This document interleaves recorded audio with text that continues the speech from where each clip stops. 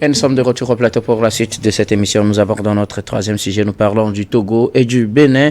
Des mandats d'arrêt émis contre 4 Béninois dans l'affaire Humvi. Alors, c'est une affaire qui a éclaté depuis le début de ce mois d'août, ou peut-être la mi-août, où cet activiste anti-système, si je puis me le permettre, qui se retrouve au Togo, présidence béninoise, si je puis être plus clair, a été porté disparu. Il avait disparu des circuits depuis un bon moment. Entre-temps, on a retrouvé ses traces au Bénin où il a été présenté au procureur. Il a été enlevé donc au Togo. Et le Togo, depuis là, n'avait pas eu de position officielle, n'avait pas donné d'explication sur la situation. Mais ce week-end, la déclaration du procureur général revient situer l'opinion dans les faits de façon ramassée. Il s'agit donc d'un enlèvement des éléments venus du Bénin qui auraient planifié leur coup depuis un bon moment. Ils seraient en complicité avec 2 personnes sur le sol togolais, une coiffeuse et un étudiant qui se fait passer pour Zémidian, auprès duquel d'ailleurs on aurait retrouvé une menotte. Lui, il est de nationalité togolaise, la dame coiffeuse est de nationalité béninoise, et 4 autres personnes venues du Bénin, c'est eux qui ont mené en tout cas réellement l'opération pour enlever ce monsieur surnommé frère Humvi, et il aurait donc amené au-delà de la frontière togolaise pour qu'il se retrouve dans son pays d'origine, le Bénin. L'affaire a défrayé la chronique. Des organisations des droits de l'homme, des OSC ont également réagi de part et d'autre. L'on s'interroge sur les réelles circonstances de cette arrestation. Le Togo vient de donner sa version. Dans cette explication des faits, le procureur a annoncé l'émission de mandat d'arrêt contre les 4 Béninois. Je commence par vous, Adam Adronou.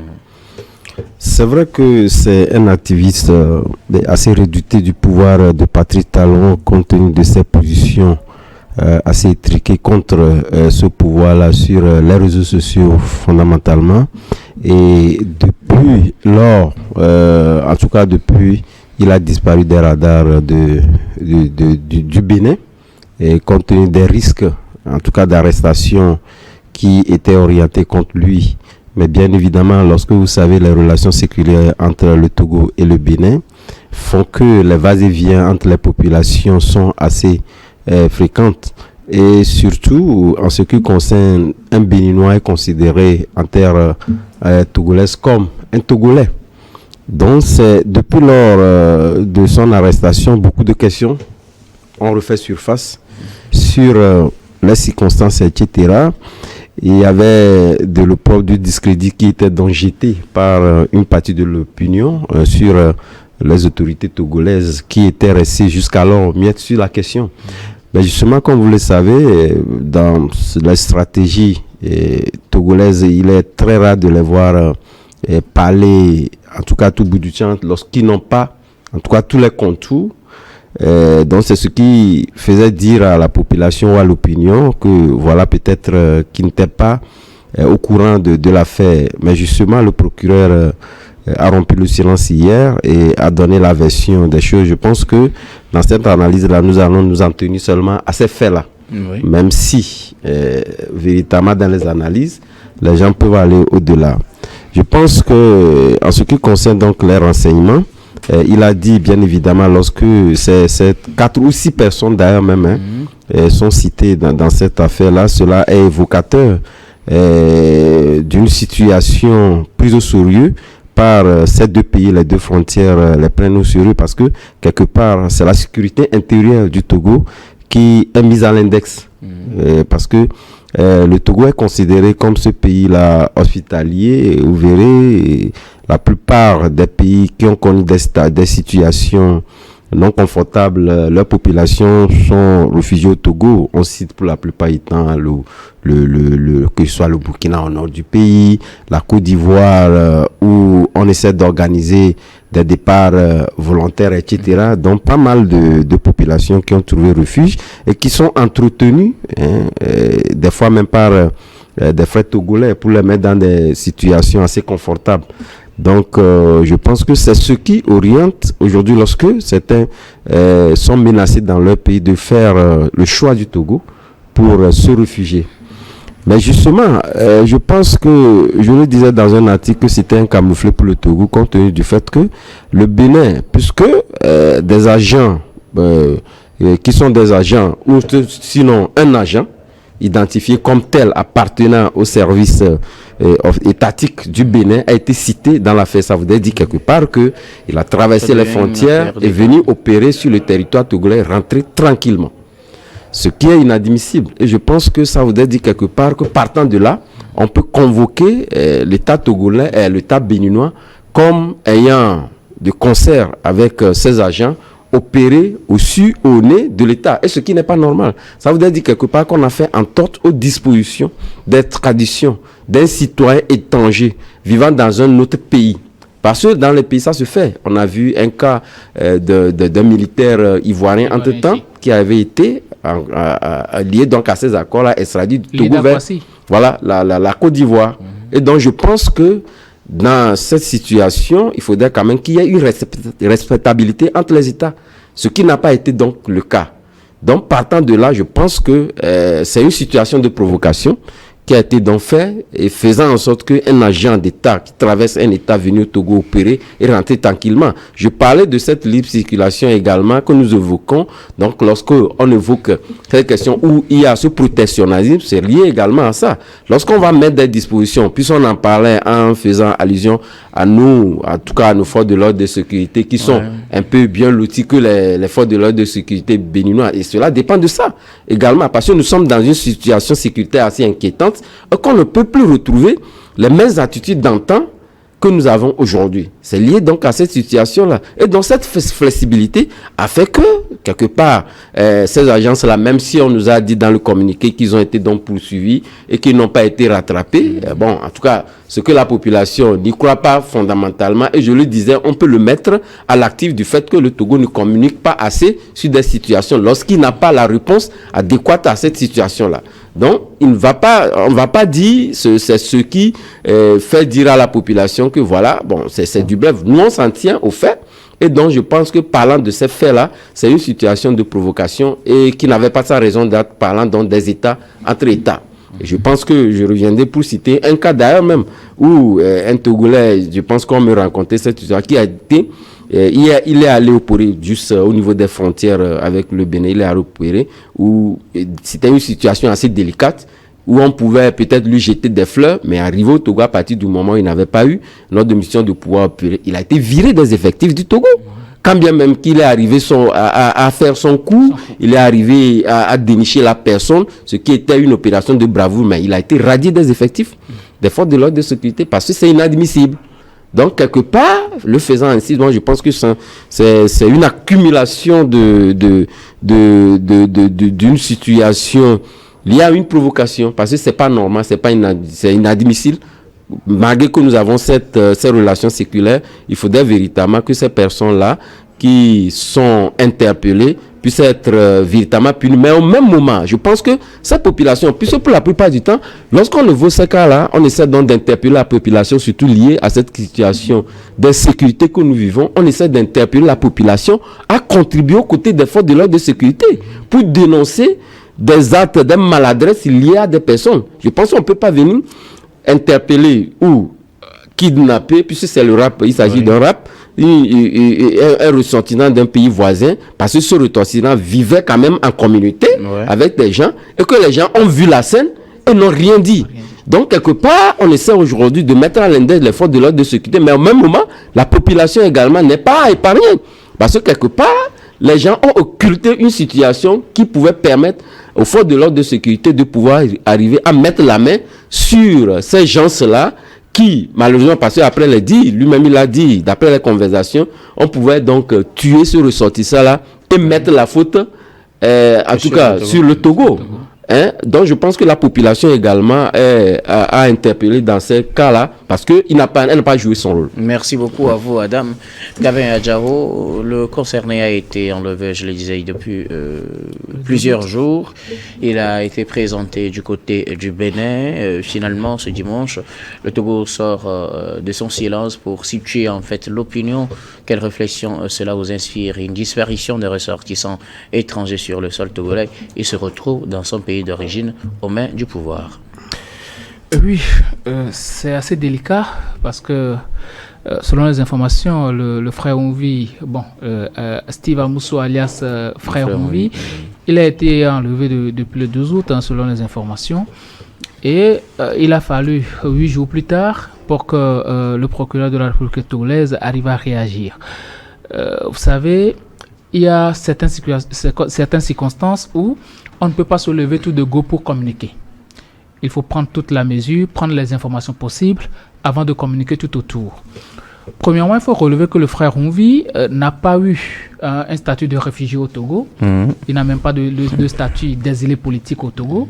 Ce qui fait que peut-être sa déclaration au niveau des services compétents n'a pas eu lieu.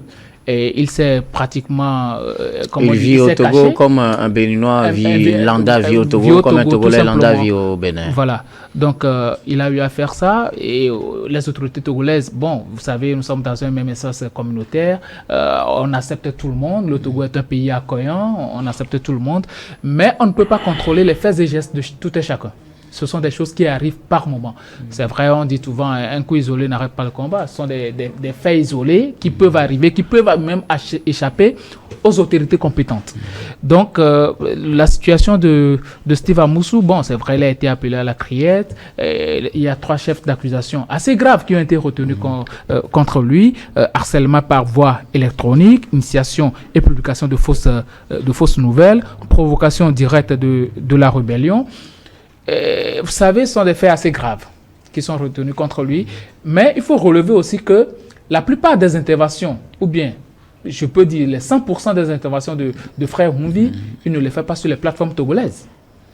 Il le fait sur les plateformes béninoises. Ce qui fait que tu ne peux pas demander à un Togolais qui écrit sur les plateformes politiques togolaises s'il a une fois lui, le frère Onvi, il ne les a jamais lus. Ce qui fait que les Togolais ne connaissent pas véritablement l'existence de cette personne-là sur le territoire togolais. Sinon, les autorités togolaises allaient prendre la mesure de pouvoir savoir réellement quel type de personne est sur le sol togolais et est en train d'opérer. Donc aujourd'hui, maintenant, ce qui fait un peu froid dans le dos, peut-être c'est l'enlèvement, la manière d'opérer. Et on peut comprendre si ce sont juste des citoyens lambda, peut-être la personne a des dettes, envers d'autres personnes, on vient l'enlever, il faut leur petit besoin et puis bon, ça s'arrête là. Ça ne concerne absolument rien en l'État. Mais le fait que ces individus-là sont venus ici au Togo, ont enlevé une personne et la personne se retrouve entre les mains du procureur de la République béninoise, ça pose problème. On peut l'assimiler à une méthode voyou. Excusez-moi, mais c'est une méthode voyou. Puisque le Bénin est un État assez respectueux, assez respectable aussi, le Togo et le Bénin sont des pays frères, mais pourquoi ne pas adopter les voies les plus légales pour extrader le frère Onvi? Il suffisait juste qu'on lance un mandat d'arrêt international, que le procureur togolais en prenne connaissance et qu'on cherche à identifier là où se trouve la personne et que bon, on l'arrête, on l'amène au Bénin. Et qu'ils règlent leur affaire là-bas. Mais qu'on envoie des Béninois ici, ils ont été nommément cités par le procureur de la République togolaise. On envoie des individus ici, ils font des simulations dans la ville, comme s'ils font d'autres fonctions et autres là. Ils suivent l'individu jusqu'à ce qu'il l'enlève, passent, je ne sais pas, et je ne suis pas sûr qu'ils sont passés par la frontière de Hila-Kondi. Peut-être que les frontières sont assez poreuses, donc ils peuvent passer par des voies biscornues pour rentrer au Bénin. Et je suis sûr que c'est ce qui a été fait. Sinon, au niveau de Hila-Kondi, on les aurait véritablement appréhendés. Mais ça n'a pas été fait, ce qui veut dire qu'ils ont dû passer par d'autres moyens. Mais ça fait peur qu'un État comme le Bénin qu'on respecte puisse opérer de la sorte.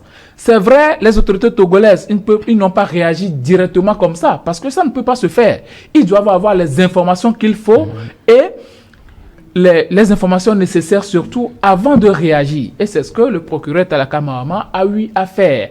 Il a pris tout le temps possible d'identifier les individus qui ont eu à opérer, à enlever Steve Amoussou, avant de dire voilà ce qui s'est passé du 12 jusqu'à nos jours.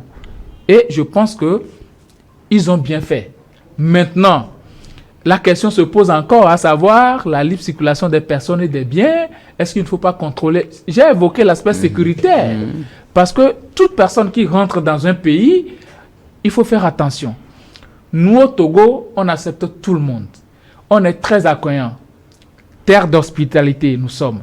Mais à un moment donné, je pense que, vu la situation sécuritaire dans laquelle nous sommes, d'ailleurs, il y a dans le chef d'accusation une incitation aux rébellions et au terrorisme qui a été retenue contre le frère Amoussou Steve. Ça veut dire que si ce monsieur-là encourage le terrorisme et l'extrémisme violent, et s'il le faisait ici contre nous au Togo. Donc, nos autorités doivent tout faire pour connaître ceux-là qui rentrent au pays, leurs activités, ce qu'ils sont appelés à faire, d'où ils viennent, pour qu'on arrive à prendre les mesures nécessaires. Mais l'attitude du Bénin, ça ne respecte pas un État comme l'État de Mathieu Kérékou, un État assez respectable qu'on a toujours connu. Moi, ça ne me plaît pas trop de parler de cette manière du Bénin, mais ce n'est pas véritablement un comportement responsable que les autorités béninoises ont eu à utiliser pour enlever Steve Amoussou. Peu importe ce qu'il fait. On n'est pas en train de défendre ce que le monsieur a fait. Mais la manière, je pense que ce n'est pas du tout légaliste et ça ne respecte aucune norme, ni nationale, ni internationale. Adam, oui, oui. Vous savez, c'est vrai qu'on parle de cette hospitalité dans le Togo est légendaire. Mais au même moment, lorsque vous vous savez, le canal de discussion ou d'opération des activistes, parce qu'il faut le dire ainsi, il est aussi, en tout cas, cité comme étant donc un activiste, ce sont les réseaux sociaux. Et je pense que les réseaux sociaux sont sans frontières, même si on sait que ce n'est plus un nomadisme comme on le prenait pas le passé. Donc, tous ceux qui opèrent sur les réseaux sociaux savent bien évidemment, surtout lorsque nous évoquons tout dernièrement nos tests, savent évidemment que ils ne sont pas à l'abri, en tout cas, des actes assez répréhensibles qu'ils posent. Et donc, je pense que la liberté d'opinion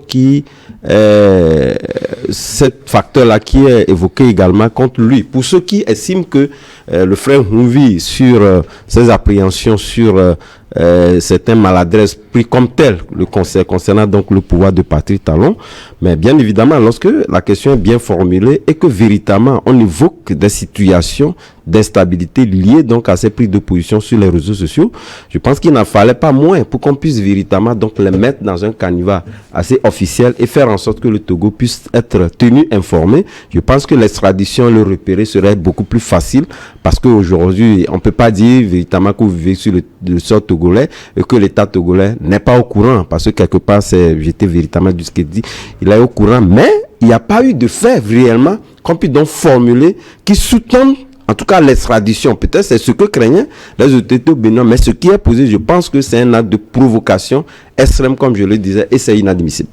Merci donc à vous pour vos contributions. Nous allons marquer une nouvelle pause et puis on revient tout à l'heure pour la dernière partie de cette émission, dernière partie que nous allons exclusivement consacrer au Togo.